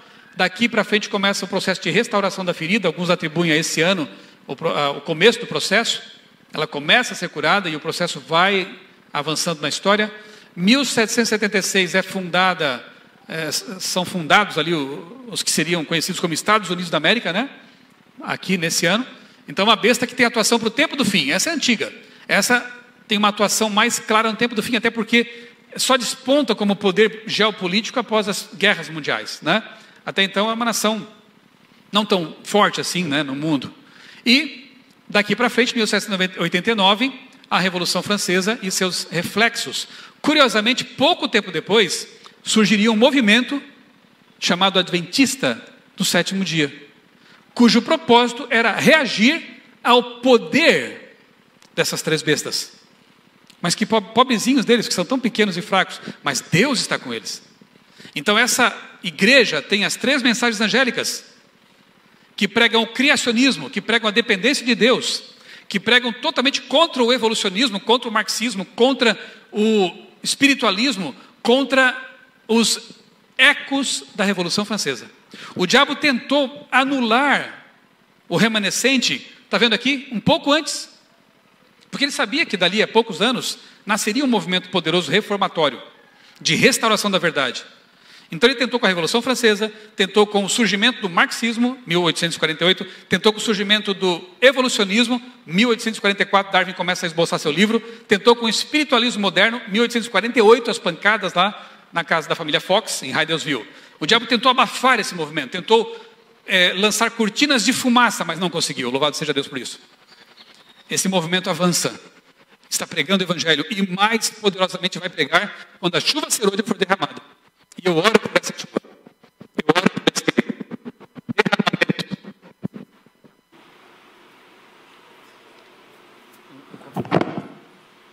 Eu tenho orado e peço que vocês orem também para que a chuva serôdia, que é a capacitação final do Espírito Santo, nos habilite a erguer mais alto, mais forte a voz contra essas ideias, contra a atuação dessas bestas, com a verdade pura e cristalina da palavra de Deus. Amém? Vamos nos unir nesse propósito? 2021, um ano diferente. Eu não posso prometer que vai ser um ano melhor. Ninguém pode. Não sabemos. Mas que pelo menos seja um ano abençoado e um ano de entrega a Deus. Ok? A gente fala feliz ano novo, né? Mas ninguém esperava esse segundo, né? Essa segunda onda, esse repique, ou sei lá o que seja isso, né? Então, você tem que encontrar forças, meu irmão. Respira fundo e continua. Como dizem, né? Eu estou com medo. Vai com medo mesmo. Vai com medo mesmo. Avance. Não desanime. E se isso que está acontecendo for já o começo da sacudidura, o começo do tempo de angústia, estava profetizado? Em algum momento ia chegar. Participamos há pouco tempo de uma maratona espiritual no NASP. Três etapas. Na última, o pastor Alberto Tim falou claramente: eu creio que estamos começando a viver a sacudidura. interna e externa. Interna, como Ellen White previu, 2 grupos na igreja. 2 grupos, uma divisão. Externa, tudo que pode ser sacudido, sacudido. Por ideias, ideologias, posturas, políticas. Pode ser o princípio das coisas, né? Claro que a sacudidura já acontece faz um bom tempo, mas ela vai se intensificar cada vez mais. E na peneira fica o trigo. Eu quero ser trigo. E vocês, querem ser trigo? Fiquem na peneira. Segura firme aí. Vai balançar, vai sacudir. Vai parecer que vai tombar o barco, né? Vai virar o barco, mas não vai virar. Ele vai chegar ao porto. Quem sai é a palha. Quem sai é o joio. E vai dar lugar para muito trigo bom aí fora ainda. Que precisa entrar, mas por algum motivo não pôde ainda. Tudo isso está escrito, irmãos. Não é para ser surpresa para nós. Já está anunciado por Deus. E Deus é tão bom que anunciou para a gente não se assustar demais. Para a gente pensar assim, então está se aproximando mesmo. Está acontecendo. E Jesus vai voltar. Amém. Vamos lá. Como acontece a convergência? Apocalipse 13, 1-3, só para recordar, a ferida começa a ser curada. Em 2015, aconteceram coisas espantosas, que se os pioneiros adventistas tivessem visto, ficariam assim, estarrecidos. A gente já está mal acostumado, com tanta profecia acontecendo, parece que a gente fica assim, já meio entorpecido, né? Mas em 2015, pela primeira vez na história, um Papa discursou na Câmara dos Deputados, lá no Capitólio, nos Estados Unidos. E depois na ONU, na sede da ONU em Nova York. Primeira vez na história. Eu acompanhei ao vivo todos os discursos do Papa. Anotei um bocado de coisas na época. Falas muito interessantes, sutis. Aqui nesse momento aí, em dia 24 de setembro de 2015, ele está ali falando e o presidente da Câmara na época chorando de emoção. E eu não sabia quem estava atrás dele, agora eu sei. Porque ficou famoso, né? Joe Biden estava lá. Era senador na época, né? Contente, porque afinal de contas ele é católico, né? Contente. Lá, depois eles foram em comitiva lá para a sacada ali no Capitólio, né? Estava lá o Biden também. E o Papa profere uma bênção sobre a América protestante. Eu lembro que na época eu li um artigo de um jornalista no jornal Estado de São Paulo. E ele percebeu a coisa. Muitos adventistas não. E no artigo ele dizia assim, olha, isso aí no século XIX seria impensável. Até no século XX, durante um bom tempo, seria impensável. Porque os protestantes tinham muito preconceito na América contra os papistas, né? Eles chamavam assim os católicos, papistas. Mas eis que um Papa agora vem, com toda pompa e circunstância, e é recebido de braços abertos e abençoa a América. Isso foi algo espantoso, né? Depois, no dia 26, ele foi à ONU, a sede da ONU em Nova York, e discursou para líderes de 193 países. Lá estava também a dona Dilma, nossa presidente na época. Estavam ali 193 líderes ouvindo o discurso do Papa. No dia seguinte, eu não tenho aqui a tela, mas noutra palestra eu falo sobre isso, ele foi a Filadélfia. E ali na frente da casa que guarda a Constituição Americana, a Casa das Leis, né? Ele fala sobre a importância de uma lei para preservar a família. E eu sei o que nas entrelinhas ele quer dizer quando fala disso. Uma lei para o meio ambiente, uma lei para a família e por aí vai. Ele escolheu a dedo o local para falar disso. Porque a Constituição Americana vai ter que ter alguma emenda, alguma coisa para seguir avante com algumas ideias por aí, né? Quem tem ouvidos, ouça o que eu estou dizendo. Depois o Papa vai, pela primeira vez na história, um Papa vai a um país muçulmano, e ali ele é aclamado como campeão da paz. Campeão da paz e lutador pela ecologia. Ecologia, meio ambiente. Entre os muçulmanos moderados, ele é respeitado. Ele é aclamado. Muito interessante isso. Apocalipse 17, lembra que a gente leu? Diz que tem estes um só pensamento.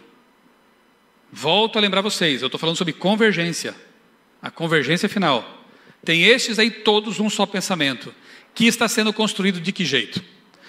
Olha só, Mensagens Escolhidas, volume 3. Ellen White escreveu algo que para mim é incrível. E esse texto passa a ser o fio condutor daqui para o fim. Não esqueça mais a frase que eu grifei lá na tela. Em laranja ali, bege, aquela cor ali. O chamado mundo cristão será o palco de grandes ações decisivas. Não falei que tinha que ser um ambiente religioso no fim? Homens com autoridade promulgarão leis para controlar a consciência, segundo o exemplo do papado. Isso não pode acontecer? Não pode acontecer? Não pode acontecer, né? Tá, isso aconteceu. Mas não pode acontecer não comprar nem vender. Já leram sobre isso? Sobre passaporte verde? Não, verde ainda não, vai ser. Passaporte com carimbo de vacinação, e se não tiver esse carimbo, você pode, de repente, nem poder viajar de avião, quem sabe até nem entrar em supermercados. Gente, esse ano foi determinante para perceber que leis podem ser assinadas do dia para a noite, da noite para o dia, e as pessoas se submetem porque estão com medo. No ambiente de medo, muitas pautas avançam rapidamente. Ok? Você percebeu isso? Todo mundo aqui está usando máscara. Todo mundo tem que usar máscara. E não estou dizendo que não tenha. Não estou dizendo que não seja boa a vacinação. Não vou entrar nesse mérito, entendeu? De se tem que tomar ou não a vacina. Isso aqui é um assunto de consciência, talvez até de cada um. O que me interessa é analisar a forma como as coisas estão sendo feitas. Um ensaio para outras coisas que vão ser feitas. E se houver um medo maior ainda, com catástrofes maiores ainda que estão anunciadas, as pessoas não se submetem mesmo? Não ficou provado que elas fazem isso? Então, Ellen White diz o seguinte, que haverá leis para controlar a consciência, tá? Como o papado fez durante 1260 anos, então é a volta da Idade Média. Olha que interessante. Babilônia fará com que todas as nações bebam do vinho da ira de sua prostituição. Toda nação será envolvida. Então é um assunto global. João tinha que ser um tempo de globalização, de mídia, com alcance planetário. Babilônia terá uma atuação mundial, global. E agora tem. João, o revelador, declara o seguinte sobre esse tempo. É o que eu li com vocês, né? Tem estes um só pensamento. Apocalipse 18 e 17. E ela diz, haverá um laço de união universal, uma grande harmonia. E ela segue dizendo que esse laço de união vai unir pessoas do norte, do sul, do leste e do oeste, de todas as ideias e ideologias, e haverá inclusive um clamor por um governo mundial para lidar com essa emergência, com essa situação terrível que vai envolver o planeta. Pergunto a vocês, o que será esse laço de união universal? Daqui para frente eu vou especular um pouquinho, posso? Com base no que eu estou vendo. Aqui entra a parte jornalística da coisa. Pode ser o que eu vou apresentar? Pode. Pode não ser? Pode ser outra coisa? Pode também. Mas eu sei que vai haver uma coisa tão grande, tão forte, tão amedrontadora, que vai servir de laço de união, de cola. E me espanta quando eu vejo autores seculares percebendo esse fenômeno. E repito, às vezes eu vejo cristãos dormindo e pessoas de fora vendo coisas. Um caso é esse aí, de Pascal Bernardin. É um pensador francês, não sei se é religioso ou não, mas o livro não é. Ele analisa como a bandeira ambientalista vem sendo usada de forma política. É o Império Ecológico, o título. Um livro muito bom. Muito revelador. Parece que ele leu O Grande Conflito. Aqui ele diz assim, um discurso onipresente monopoliza as mídias. Neste momento é a Covid. Pouco antes e durante agora e mais depois é outro discurso. Qual é o discurso que mais monopoliza a mídia nesses tempos? De uns 10 anos para cá. O ambientalismo. Mudanças climáticas. Chamado também aquecimento global. Todo dia, em algum jornal, estão falando disso. É impressionante, uma orquestração. Repito, também não vou dizer que eu não sou negacionista, não estou dizendo que não está acontecendo nada. Não sou desse pessoal extremista que diz que é uma farsa o aquecimento, né? Até porque eu sei a causa real e vou revelar para vocês daqui a pouco. Então eu creio que está acontecendo. Mas o que me interessa aqui, à semelhança do que eu disse sobre as máscaras e sobre o passaporte carimbado, etc. O que me interessa aqui não é se é real ou não a causa, tá? Não me chamem de negacionista por causa disso. O que me interessa aqui é o resultado. É como isso vem sendo utilizado, tá? Então, o Pascal diz que não estaríamos em presença de um discurso totalitário mascarado, concordo com ele, cujas potencialidades revolucionárias foram gravemente subestimadas, concordo com ele. Eu já falo sobre isso há 10 anos. O primeiro vídeo no meu canal foi de 2008, mais de 10 anos, falando sobre o tema do aquecimento global. Mas muita gente não dava importância para isso, achava que era exagero. Chegamos a um tempo bem interessante agora. Não estaríamos testemunhando a subversão da verdadeira ecologia, aquela que é respeito pela obra do Criador? Parece um adventista, gente, porque nós não somos ecológicos? Sim, mas pelo motivo certo. Nós somos mordomos, administradores da criação. Deus criou o mundo e disse para Adão: cuide, gerencie, administre. E nós, como mordomos de Deus, temos essa missão. Portanto, eu não jogo papel no chão, eu tomo banho mais curto, porque eu penso no meio ambiente. Eu faço o que eu posso, localmente, para cuidar do ambiente que me rodeia. Só que tem um detalhe: eu não sou ingênuo de achar que eu vou salvar a terra. Você é? O que você lê na Bíblia sobre a terra? 2 Pedro, Apocalipse, ela vai ser queimada, vai ser destruída por Deus, para ser recriada. Então é um erro a gente abraçar certas bandeiras por aí que são antibíblicas.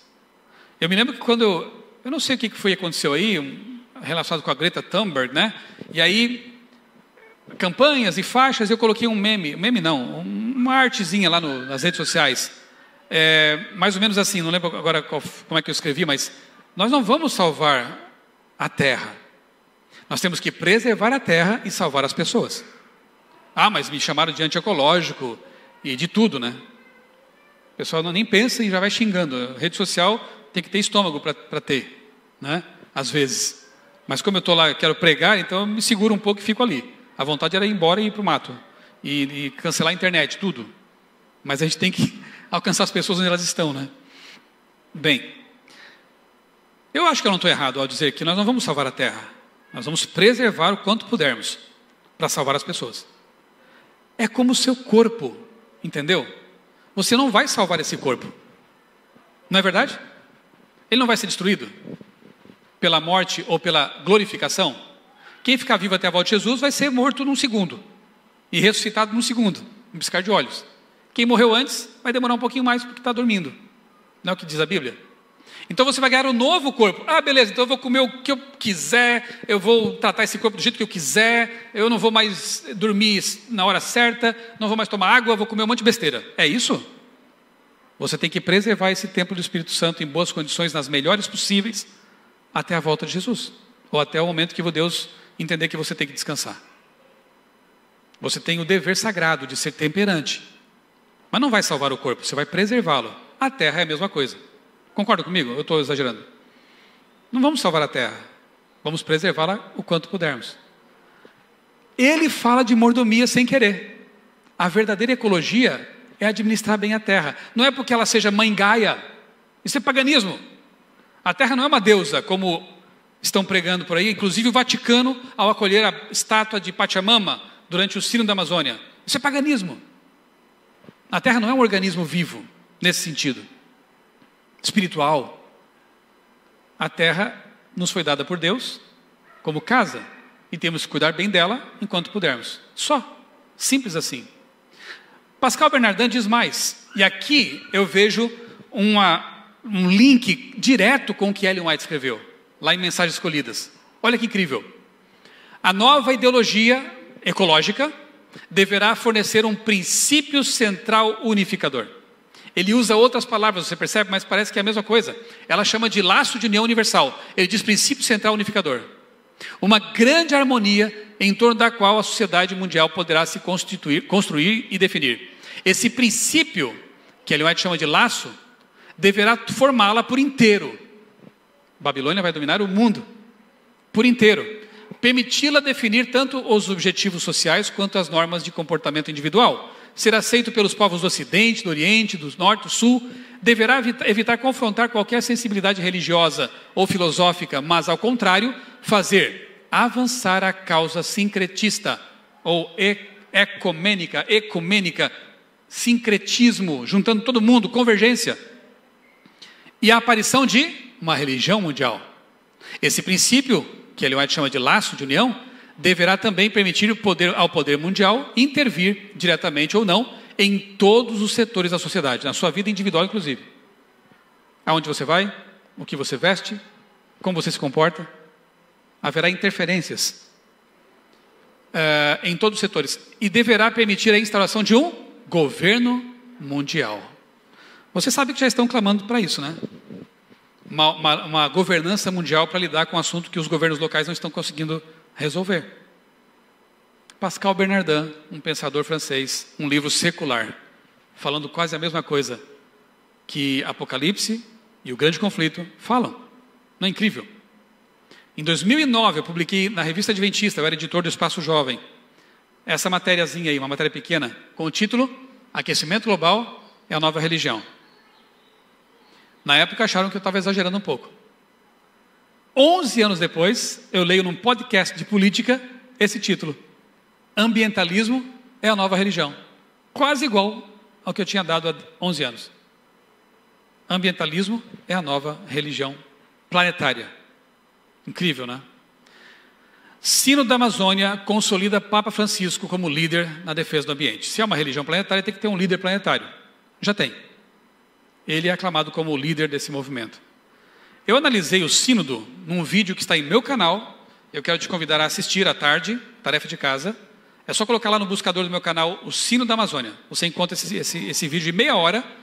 Eu quero que você assista porque eu gastei um tempão lendo o documento, o instrumento Labores, analisando cada item, um documento que mais parece pagão, ecossocialista do que cristão. Incrível. Não fala nunca em volta de Jesus, não fala nunca em mordomia cristã, mas fala muito em mãe terra, religião indigenista, indígena e por aí vai. E eu gastei um tempão estudando, então você vai ter que assistir o vídeo. Fica o convite, né? Você vai perceber como a coisa é grave. É a nova teologia da libertação ambientalista. O proletário agora não é mais o pobre. Eu fui católico praticante dessa teologia da libertação. Eu vi o mesmo tipo de argumento, só que agora colocando o proletário como sendo a terra. É mais forte ainda o argumento. Pensadores daquele tempo, dos anos 80, 90, quando eu vivi isso, como Leonardo Boff, mudaram o discurso agora. São ambientalistas. São marxistas ainda, mas ambientalistas. O discurso foi modificado. E agora é mais forte. É impressionante. Assista para você ver exatamente o que eu estou falando ali, tá bom? O mundo depois do coronavírus e o decreto dominical. Estamos chegando ao nosso tempo agora, né?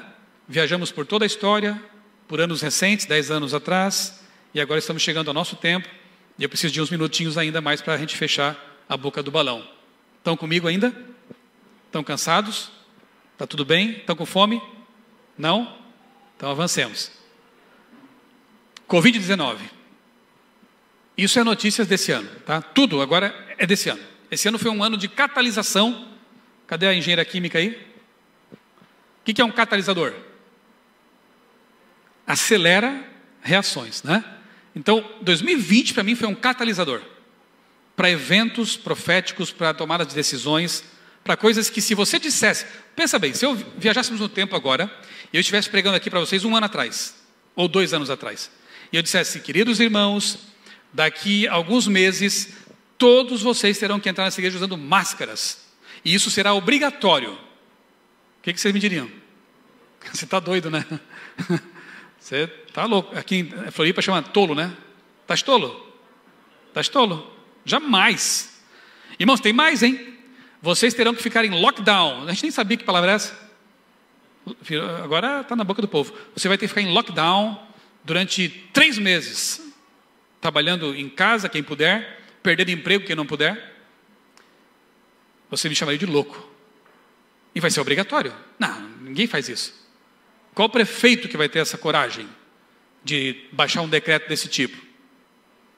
Estamos aqui, o último sábado de 2020. E tudo isso é realidade. E vocês estão aí, mansinhos, fazendo tudo o que mandaram. Não estou dizendo que não deva fazer. Tem que fazer. Algumas coisas tem que fazer. Mas fizemos. Nos submetemos. Estamos com medo. Estamos acuados. Estamos machucados. O mundo emite menos 1 milhão de toneladas de dióxido de carbono por dia.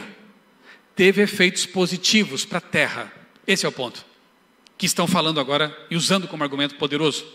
Mas, o jornal francês, os efeitos espetaculares do confinamento, uma enorme crise de saúde como o coronavírus foi necessária, já estão dizendo que foi um mal necessário, para forçar os humanos a parar os maus tratos ao planeta. China, no epicentro da pandemia, Wuhan, as emissões de dióxido de carbono, de nitrogênio, melhor dizendo, na região de Wuhan caíram de 10% a 30%, entre 1º de fevereiro e 25 de fevereiro de 2020, com o confinamento, né? Em comparação com 2019. E essa foto aqui é impressionante. Os canais de Veneza, na Itália, sempre turvos pela poluição, muito turista, né? Aí como teve lockdown, ficaram limpinhos. Peixinhos voltaram a nadar por ali. Olha que maravilha, gente. A Terra ficou melhor com o confinamento humano. Os poluidores ficaram trancados e os bichinhos e os rios e os mares agradeceram. Não podemos ficar mais tanto tempo trancados, mas alguma coisa tem que ser feita. Uma pausa. Se não dá para ficar um mês em pausa, quem sabe um dia por semana. Que tal? A coisa começa a ficar interessante. Esse indivíduo aí, esse jovem, Yuval Noah Harari, é um judeu, um israelense. Ele tem sido encarado como uma espécie de guru, né? Do século 20, 21, né? Jovem, escreve muitos livros, é um pensador. E nesse livro aí, escrito rapidamente para esse tempo de pandemia, olha o título: Na batalha contra o coronavírus faltam líderes à humanidade. Nós precisamos de líderes.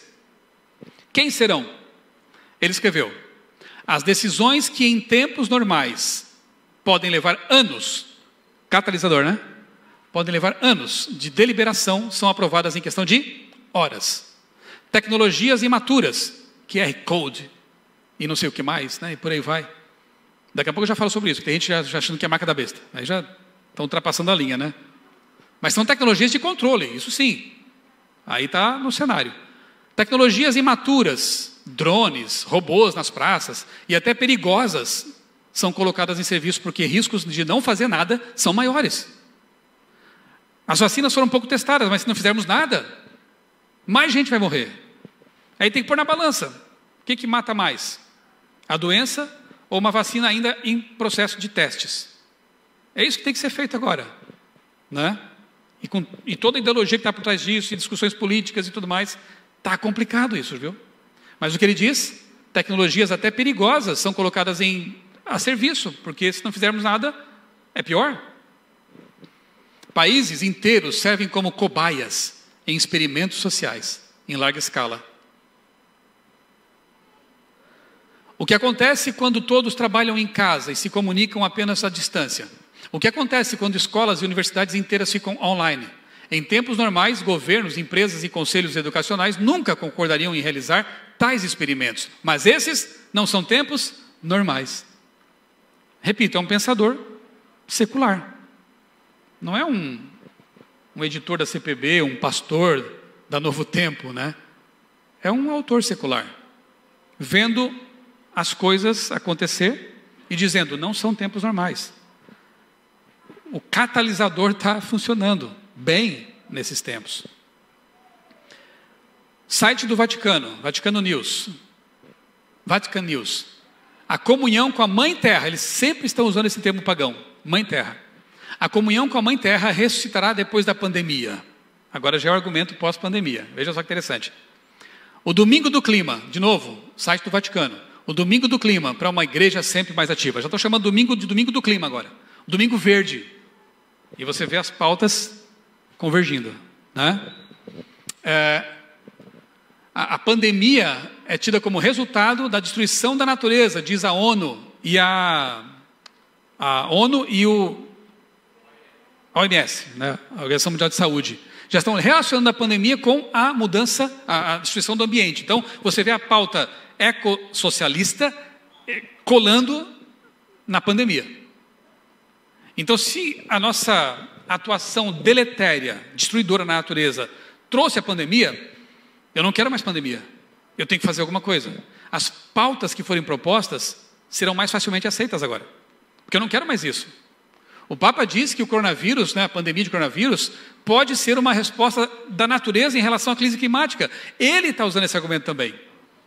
Essa pandemia pode ser resposta à nossa agressão ao meio ambiente. Se o líder mais importante nesse assunto está falando isso, CNN Brasil.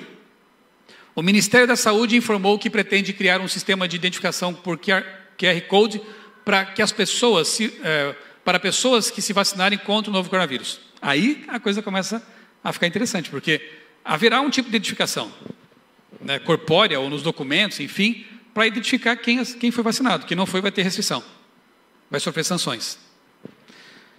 E quando vier uma coisa mais séria, mais forte, e que será necessário adotar medidas também, as pessoas não aceitarem. Como é que vai ser isso? A ONU pede que seja declarado estado de emergência climática global. Esse é o site da ONU. Roger Scruton, um filósofo, faleceu recentemente, muito bom os livros dele. É outro que, lá fora, vendo coisas acontecerem, sem ter uma visão necessariamente bíblica, Disse assim nesse livro: previsões alarmistas desse tipo são recorrentes na história. E há um bom motivo para isso. Alarmes transformam problemas em emergências, levando o andamento normal e diário da política a uma interrupção abrupta. Diante de uma emergência, preparamos-nos para obedecer, seguir líderes e nos proteger. As pessoas que cobiçam políticas centralizadoras, as bestas adoram isso. De cima para baixo, tem as emergências em alta conta. Incrível, não? Que tirocínio, que análise. Testemunhos Seletos, volume 2. Isso aqui não é coisa nova, não é livro recente, é escrito há mais de um século, Há mais de um século e meio. Ellen White disse assim, o movimento dominical está agora preparando o caminho na sombra. Seus dirigentes ocultam seu legítimo intento, e muitos dos que a ele aderem ignoram para onde leva a corrente. Os intuitos professados são de índole branda e aparência cristã, mas sua fala no fim vai revelar o espírito do dragão. Pronto, perfeito. Muita gente boa está levantando cartaz para defender o meio ambiente. Claro, é uma causa bonita, Só que ignoram que os líderes por trás disso, e Satanás principalmente, têm outros objetivos. Leia a carta Laudato Si, do Papa Francisco. Tem uma sessão inteira, com uma proposta para amenizar os efeitos agressivos contra a natureza. Descanso dominical.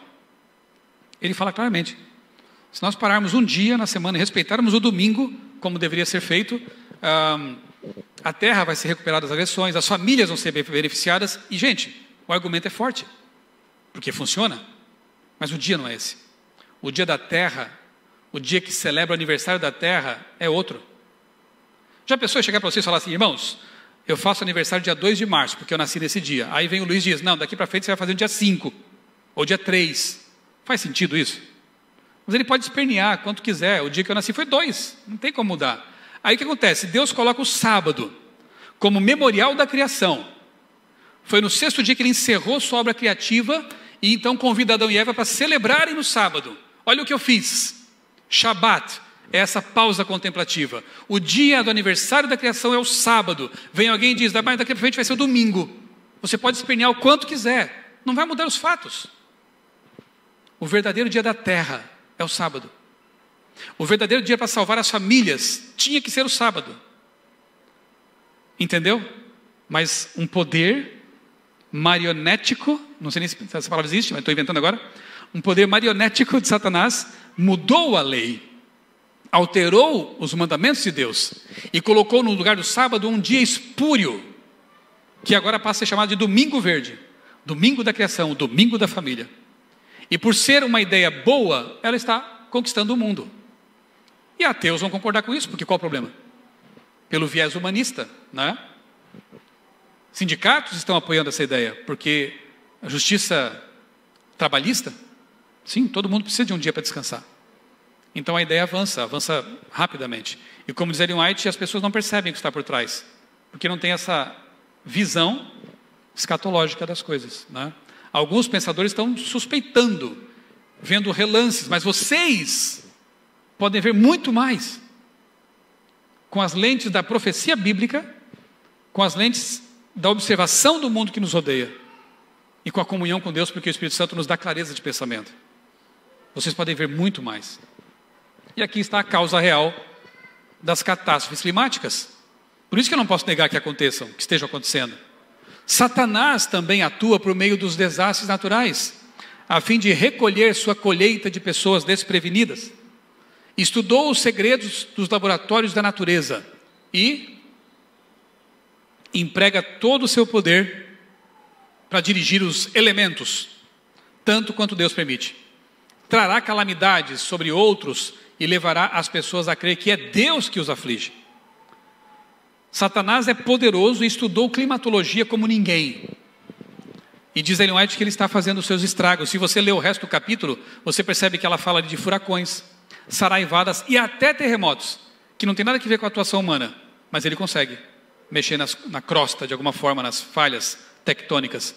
E à medida que o Espírito Santo vai sendo retirado da terra, não do povo de Deus, porque esses têm a promessa de que estarei convosco todos os dias até a consumação do século, mas à medida que o Espírito Santo, esse poder refriador, os 4 anjos simbólicos do Apocalipse, vão deixando os ventos à solta, o que vai acontecer? Mais e mais catástrofes climáticas vão acontecer. E as pessoas com mais medo vão fazer o quê? Ceder suas liberdades. E iniciativas para tentar combater isso serão muito bem-vindas. E pessoas que discordarem disso serão muito mal vistas. Sabiam disso? Hoje é bonito ser adventista até, sabe? Lá em Tatuí, né? Quando fala que é da CPB, opa, pode comprar aqui sem preocupação, pode comprar uma casa sem avalista, né? Você tem crédito. Hoje. Mas vai chegar um momento que, segundo a profecia, o povo de Deus será execrado, perseguido. Serão tidos como pessoas não gratas, né? Grande conflito ainda. O grande enganador persuadirá os homens, as pessoas, a lançarem todas as suas tribulações na conta daqueles cuja obediência aos mandamentos de Deus é uma perpétua reprovação aos transgressores. Será declarado que os homens estão ofendendo a Deus pela violação do domingo, que este pecado acarretou calamidades que não cessarão antes que a observância do domingo seja estritamente imposta. Alguém pode dizer, mas isso aí não vai acontecer. Só porque esse povo aí não aceita, né, o descanso dominical, eles vão ser perseguidos. Tá bom.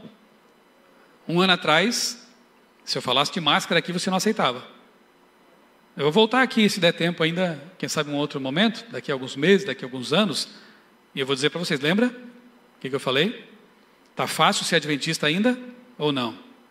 Quantos ficarão na peneira agora? Quantos ficarão firmes ao lado de Cristo? Depende da sua resposta hoje. Depende de como você vive com Deus agora. Porque agora você está construindo o futuro. Você está se fortalecendo agora para quando vier. Então, por favor, aproveite o tempo de paz, relativa paz. Aproveite o tempo de liberdade, de relativa liberdade. Apegue-se a Deus e pregue o Evangelho. Faça o que você puder para pregar o Evangelho. Porque ainda dá para fazer isso, né? Eu não tenho tempo para mostrar, mas esse vídeo, ou tenho? Não, né? Acho que depois você assiste no meu canal. Esse vídeo aí é um trechinho de uma entrevista lá no programa Vejam Só, da Hit TV. Quem apresenta é o reverendo Cocarelli. Eu já estive lá, o doutor Rodrigo já esteve várias vezes, o Leandro Quadros também já esteve lá. Eu gosto do reverendo Cocarelli, ele é muito, muito correto, né? Nesse dia ele entrevistou um pastor presbiteriano. Pode soltar para mim lá, vai. Eu acho que não vou deixar vocês aí na curiosidade. Por que eu quero mostrar? Eu tenho respeito por ele também, tá? Não vou criticar o que ele fala, é a convicção dele. Mas lembra do que eu acabei de ler sobre pessoas que vão ser... vai se atribuir a essas pessoas a culpa pelo que acontece no mundo?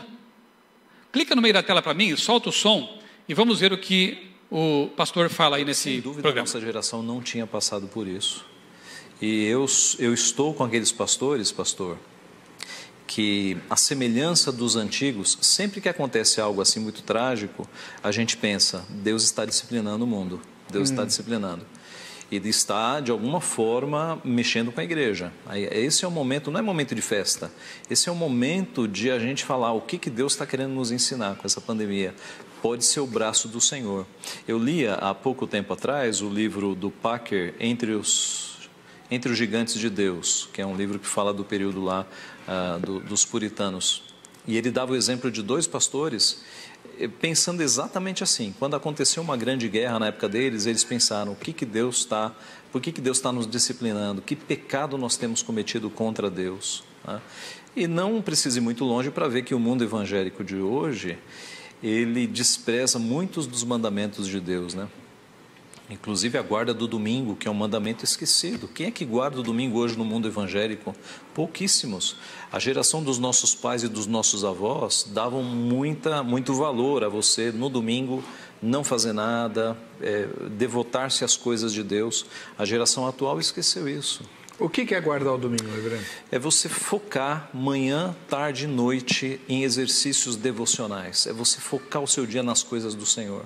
É você participar das atividades da igreja todas. É você não trabalhar nesse dia. É você nem pensar, é você descansar sua mente. Não pensar em questões de trabalho, é descansar a tua mente. Então, você se devota ao Senhor o dia inteiro. Você pratica obras de misericórdia, que é visitar pessoas doentes e questões assim, ajudar pessoas. E é também o descanso, né? Então, devoção, descanso do corpo e obras de misericórdia. Eu creio que a geração evangélica atual tem desconsiderado isso. Conheço alguns crentes que frequentam estádio de futebol. Em pleno domingo. Não deveria. Nós temos 6 dias para fazer as obras seculares, né?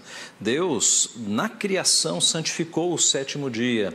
Nós sabemos que em Cristo, quando Cristo ressuscita, e Ele é o Senhor do sábado, Ele pode fazer a mudança, a igreja passa a guardar o 1º dia da semana, né? Então, há coisas que a gente faz em 6 dias, mas esse dia é especial para nós nos concentrarmos nas coisas de Deus. Será que isso não é uma decorrência, reverendo, esse descaso para com o domingo, uma decorrência da falta de observar o primeiro grande mandamento? Com certeza, com certeza, com certeza. Aliás, é interessante, pastor, a geração atual até teme quebrar a 2ª tábua, né? Até teme, puxa vida, eu não posso matar uma pessoa, Deus vai me punir, mas não teme quebrar a 1ª tábua. Não teme. Por quê? Porque teme mais a homens do que a Deus. Teme mais a punição humana do que a punição divina. Nós deveríamos ter o mesmo temor de quebrar o dia do Senhor ou de blasfemar contra o nome do Senhor do que cometer um assassinato. Por que a gente teme mais a punição civil do que a punição que vem de Deus? Percebe? Isso é grave. E aí a pandemia é um momento de recolhimento em que você pode... Que lugar tem Deus na sua vida, né? Eu acho que Deus, Ele está pesando a sua mão sobre as nações. Eu acho que Deus está pesando sua mão sobre as nações. Por quê? Porque estão quebrando o domingo. Você percebeu? Repito, com todo o respeito que eu tenho ao reverendo Cocarelli e a esse outro pastor, mas eu discordo respeitosamente deles. Não é por causa disso. O dia sagrado nunca foi mudado. Jesus é Senhor do sábado, claro. Ele o deu na criação para a humanidade, Adão e Eva. Humanidade, não foi para os judeus. Jesus guardou o sábado, Lucas 4,16. Os apóstolos, Paulo, após a cruz, após a ressurreição, guardava o sábado. A igreja de Deus, Apocalipse 12,17, nos últimos dias estará guardando o sábado. Isaías 65, 66, falando da nova terra, o sábado vai ser guardado da nova terra. Não houve mudança, jamais. Como Deus poderia abençoar e desabençoar um dia que Ele abençoou? Santificar e dessantificar o dia que Ele santificou? Deus não muda. Então esse argumento vai ser usado cada vez mais. Deus está castigando a terra, está pesando sua mão porque as pessoas são infiéis à lei, aspas, de Deus, ao domingo, ao dia verde, ao dia do clima, ao dia da família. E aqueles que não concordarem com essa convergência pagã vão ser perseguidos, vão ser execrados, incompreendidos. Extrema-direita francesa abraça a causa ambiental. Isso eu acho interessante, porque geralmente essas pautas assim ligadas ao meio ambiente são mais da esquerda, né? E eu pensava, mas peraí, com o Trump a coisa está meio ponto fora da curva. O Trump foi uma figura importante no sentido de unir a direita religiosa americana, deu força aos evangélicos. Agora vem um presidente que promete avançar a causa ambientalista. E a coisa volta ao rumo. Interessante. E vários governantes que antes eram indiferentes ao assunto estão abraçando também essa bandeira. É o caso aí da extrema-direita francesa, que também adotou essa pauta tipicamente de esquerda, o ambientalismo, né? A economista que defende uma mudança radical do capitalismo para o mundo pós-pandemia. Já estão falando disso, um novo capitalismo, uma nova economia. Noam Chomsky, são pensadores importantes. Influenciam multidões. Somente um novo acordo verde pode nos salvar de um novo desastre pior que a pandemia. Que medo, o que vai ser pior que isso? Eu quero fazer minha parte então. Mas Papa apresenta plano para ressuscitar a humanidade após a pandemia. Já é chamado de Economia de Francisco. E o Papa é socialista. Tem esse viés.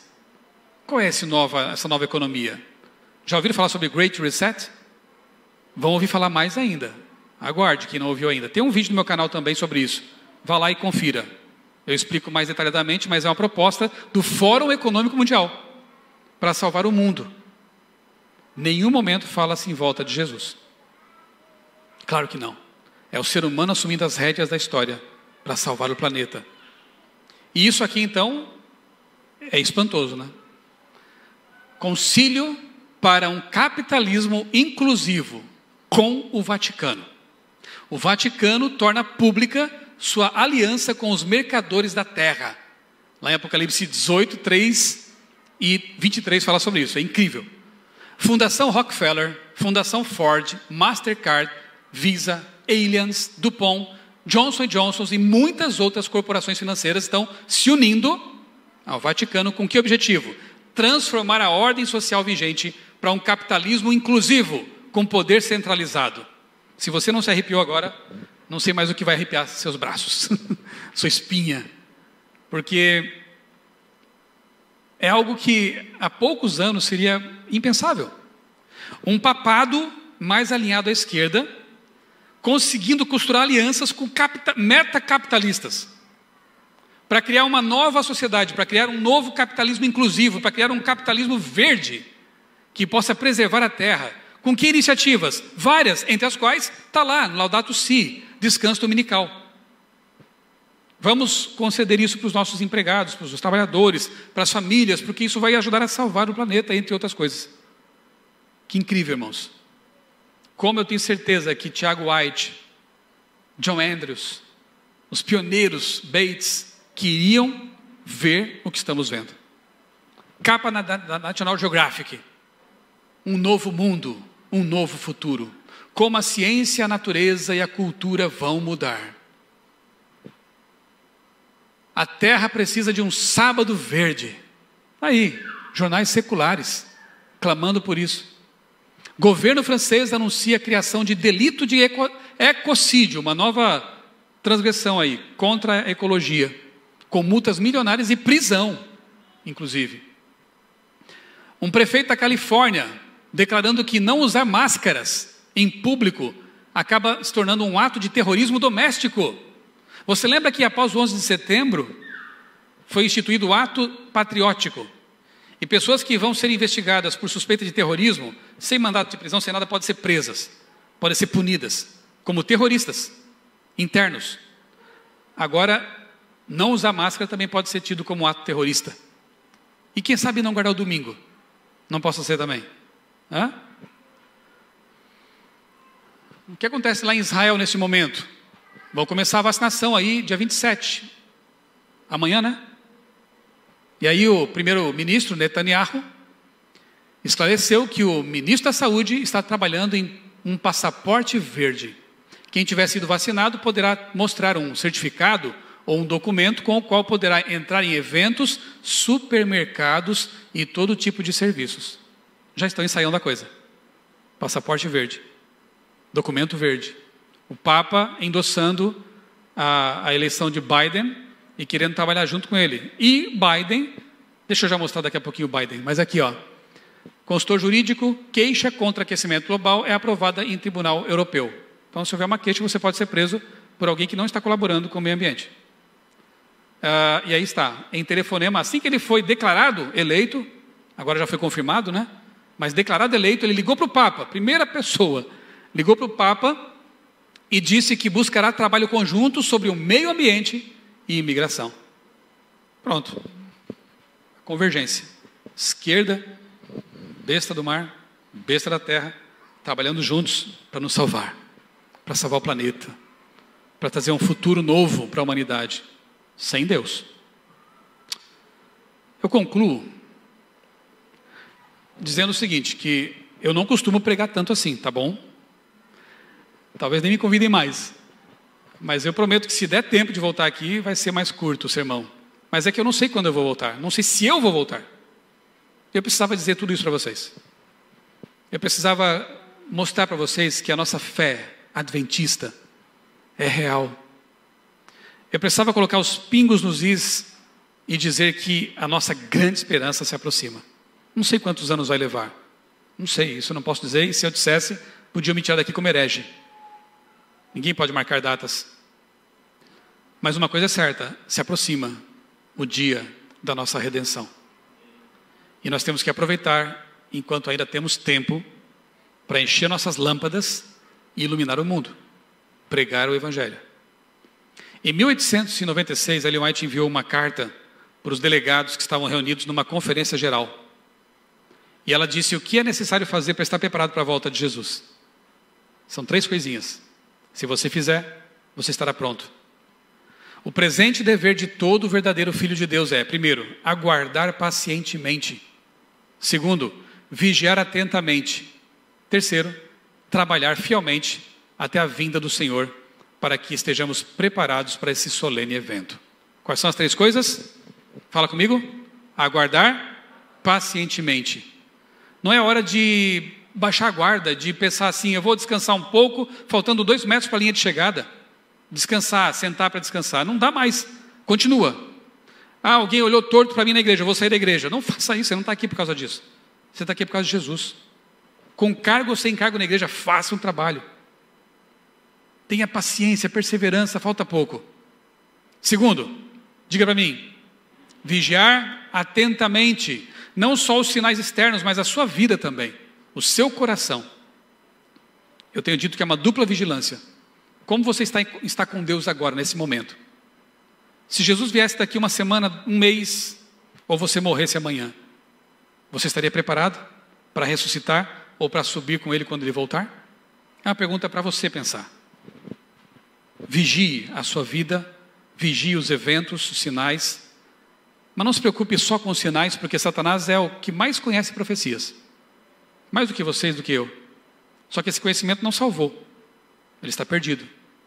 Conhecimento escatológico sem Jesus não leva a nada. É um perdido que sabe que está chegando o tempo de se perder de mesmo, de verdade, né? Então, não esqueça do personagem para o qual as profecias apontam. Isso é o mais importante. Vigie. E terceiro, diga para mim, trabalhar fielmente até a vinda do Senhor. Envolva-se na missão. A missão é de Deus, mas Ele nos dá o privilégio de nos envolvermos nela. A minha esposa e eu, desde que nós namorávamos, formamos uma dupla missionária. E amamos dar estudos bíblicos. Eu vim para a igreja por estudo bíblico. E eu gosto de estar sempre envolvido nesse trabalho. A gente prega por aí, em vários lugares, mas eu sempre tenho um casal, jovens, um grupo de pessoas na minha cidade para quem eu quero dar estudo bíblico. E fico angustiado quando começa a terminar um estudo sem saber qual vai ser o próximo. Senhor, mostra alguém para a gente continuar ensinando a Tua palavra. É bom para a gente, irmãos. Estudo bíblico te põe com o pé no chão. É a igreja de verdade, é a realidade. Ver pessoas sendo transformadas pelo Espírito Santo fortalece a nossa fé. Então não fique na igreja apenas ocupando espaço, ocupando o banco. Faça alguma coisa. Com ou sem cargo, repito, faça alguma coisa. É uma oração que você pode fazer e tem que ter coragem para fazer, porque Deus vai atender. Senhor, coloca alguém no meu caminho para eu ensinar a Tua palavra. Vai acontecer. Eu tenho experiência prática nisso. Vai acontecer. Esteja disponível. Ande com um livro na bolsa, na mochila, sempre. Você não sabe quando vai encontrar alguém, pode ser a última vez que você vai encontrar essa pessoa, deixa o livro. Entregue uma mensagem. Fale. Em tempo e fora de tempo.